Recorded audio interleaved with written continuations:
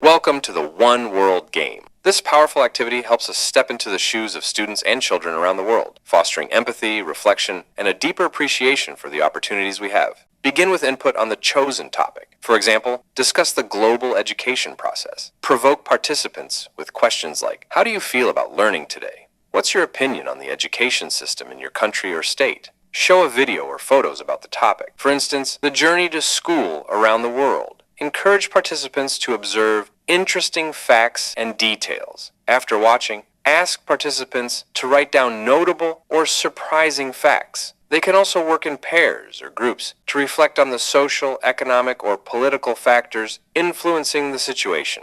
Then, each group shares their opinions. Others can agree, disagree, or add to the discussion. Guide the discussion further with questions like, what surprised you the most? What were you thinking as you watched the materials? How do these realities compare to your own? Ask participants to reflect on education in their own country. Is it accessible to everyone? What's the quality and diversity like? Finally, wrap up the activity with these reflection questions.